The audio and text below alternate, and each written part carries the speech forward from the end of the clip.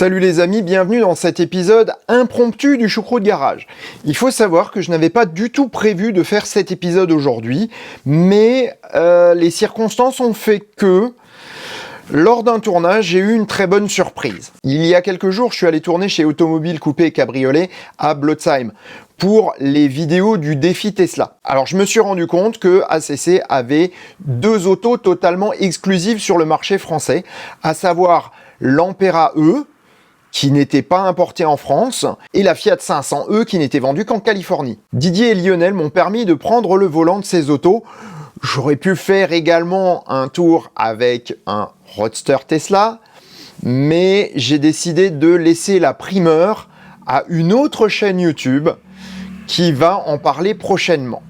Donc, je vous invite à bien surveiller ce qui va se passer sur les chaînes dans les prochaines semaines, parce que vous allez avoir une très chouette vidéo sur du Roadster Tesla. Donc, ce que je vous propose, c'est d'aller maintenant chez ACC.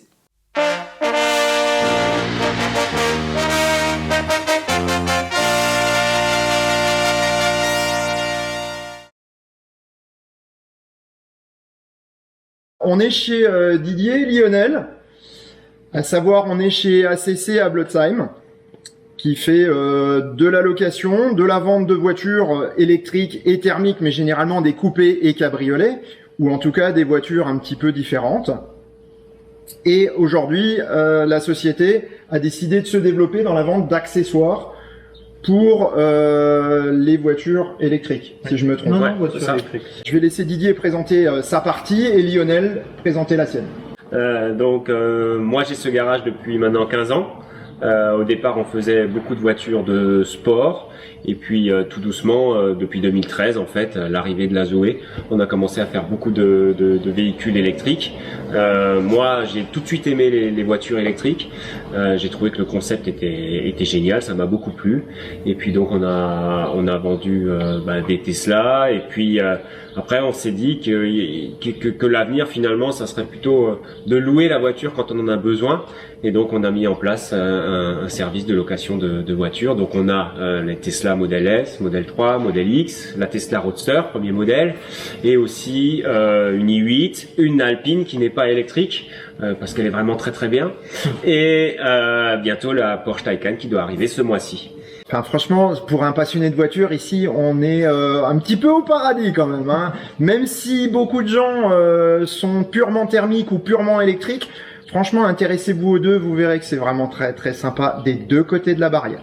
Et Lionel, avec Lionel, pendant le confinement, on savait pas trop quoi faire, on a beaucoup discuté et on s'est dit qu'il y avait... Fin de confinement, on a décidé de se lancer dans la boutique de pièces. Voilà. Moi je suis opticien, mais un ancien client de Didier et ami, on a été un jour voir un Grand Prix à Spa quand j'habitais en Belgique. Ouais. Et du coup, c'est vrai qu'on s'était un peu perdu de vue et l'électrique nous a rapprochés de nouveau et c'est vrai que là c'est une nouvelle aventure, la boutique de pièces, c'est chouette. Et moi je suis aussi... par mon passé, avant d'être opticien, je suis électricien automobile, donc je vais faire des installations, par exemple des vérins électriques, des choses comme ça, et je vais me remettre un petit peu dans mon premier métier.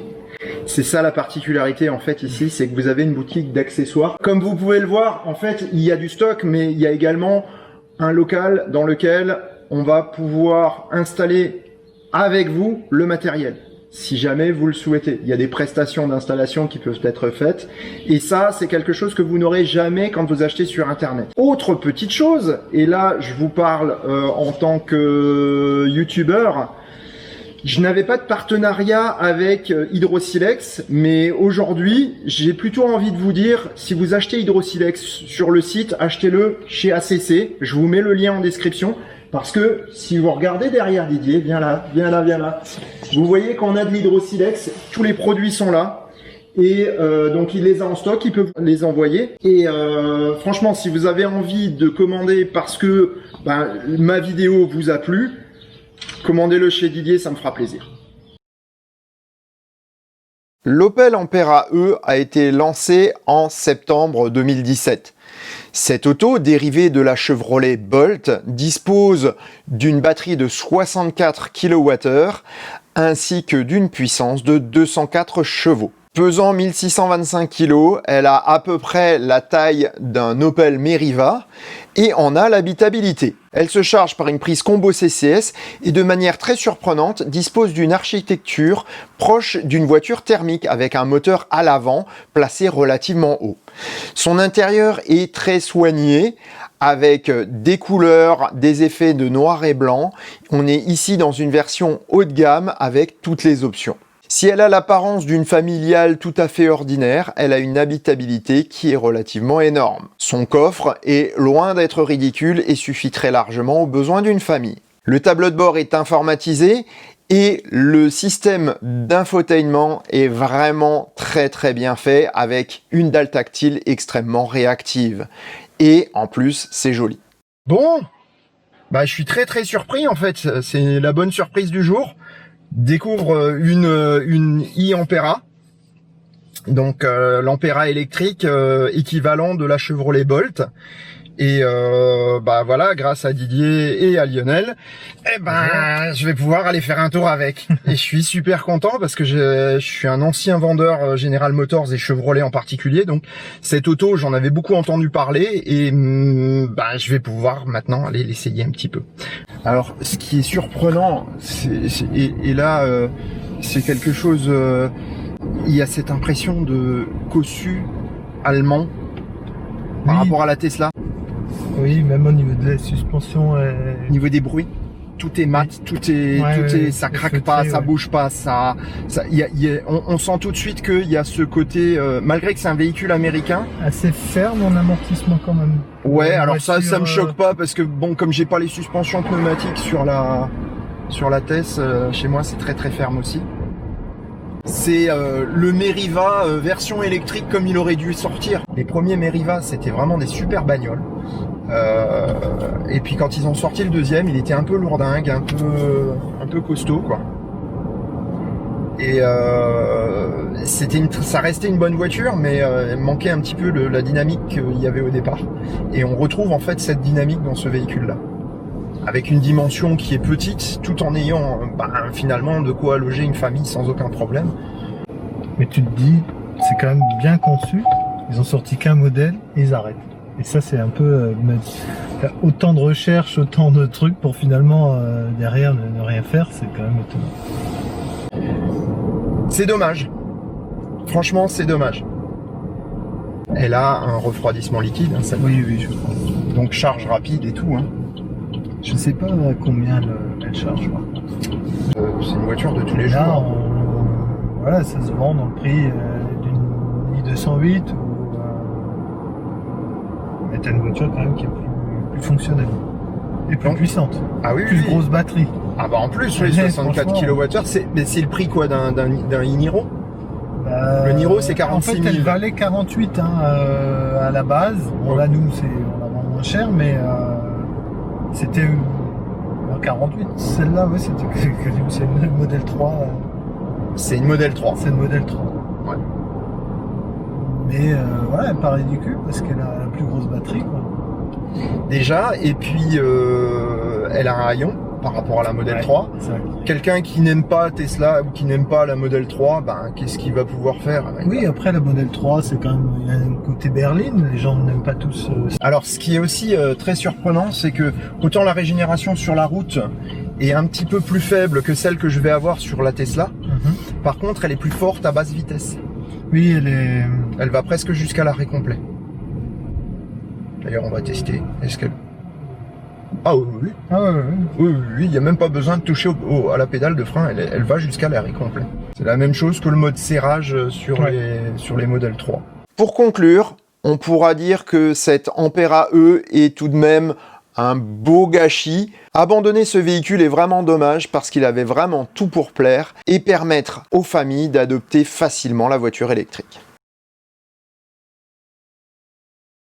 Seconde surprise, Didier et Lionel m'ont permis d'essayer une Fiat 500 électrique, importée et homologuée par Didier Dubicki il y a quelques années. Il s'agit d'un véhicule de 2015. Elle est vraiment jolie, vraiment mignonne. C'est un peu plus petit là. Hein. Ah, oui. Alors c'est plus petit, mais alors c'est mignon. Hein. Ah, c'est super. T'as déjà vu le GPS? Ah oui, ah c'est génial ça. Tu sais il y avait le même système sur les Citigo. Donc voilà. Alors celle-ci, c'est vraiment de l'exclusif parce que elle n'est pas vendue en Europe. Ce qui est marrant, c'est que encore une fois, on a l'impression d'avoir une grosse voiture. Alors là, je retrouve effectivement ce côté avec une direction beaucoup plus légère. On voit qu'elle a été faite pour les États-Unis. Ah ouais, c'est marrant, ça marche bien. Ah, et ça régénère pas non plus beaucoup. Non, pas du tout. Là. Par contre, là, t'as l'impression quand tu arrêtes d'accélérer, qu'il y a un pilote automatique, en fait, elle continue et c'est assez perturbant. Elle est en roue libre. Ouais. Mais vraiment, elle garde beaucoup de vitesse, je trouve. Enfin, après, j'ai peut-être plus l'habitude de rouler avec des voitures thermiques, en fait. Et l'autonomie sur ce genre de voiture, c'est quoi? Je crois que c'est pas mal, c'est un peu mieux qu'une Zoé. Pourtant, c'est une toute petite batterie aussi. Mais elle est assez économique quand même. C'est peut-être mieux que les Zoé, les premières Zoé. Les Zoé 1, pardon.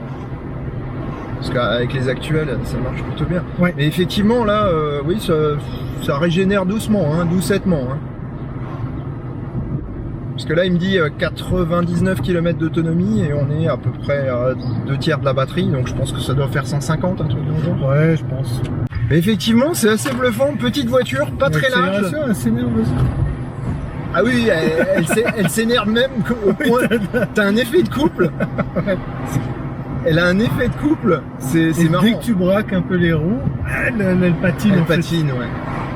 C'est tout à fait le genre de petite voiture que j'aimerais bien un jour peut-être avoir pour aller faire des trajets quotidiens si je dois aller bosser. Ou... Écoute, elle est en vente, hein, donc. Oui, je sais bien.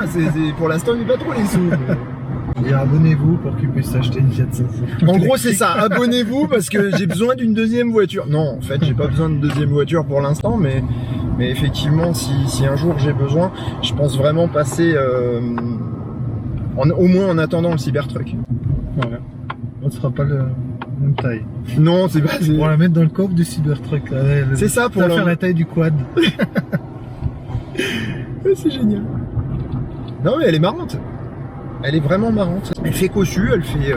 On s'attendrait de la part d'une Fiat à avoir quelque chose. Voilà. Non, elle crade pas de partout non plus.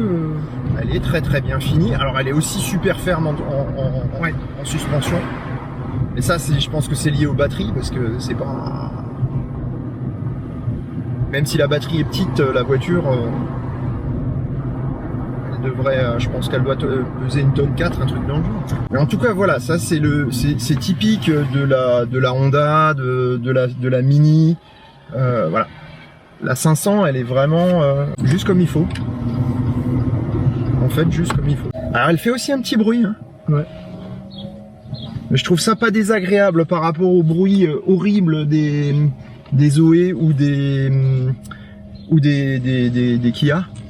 Parce que les Kia, quand elles font leur... Ouais, je sais, j'ai jamais... Ah, c'est horrible. Bah, t'as déjà entendu celui de la Zoé? Oui. Bah, c'est le même. Le Porsche est beau, apparemment, le bruit là qui... Ah ouais? Ils ont avec le Taycan. Hein. Ah, j'avoue que Taycan, j'attends quand même de voir avec impatience. Ouais, en vrai, ce tableau de bord, c'est génial. Ah, géant, hein. Vraiment géant. Bon, clairement, faut pas avoir de jambes pour s'installer à l'arrière. Là, derrière moi, il y a pas moyen. Ça va, mais... Ah, même pas, hein, tu coupes les jambes. Hein. Bon, la boîte à gants. Ah ouais, il y a le compresseur et tout. Donc ça, c'est la boîte à gants. Hein.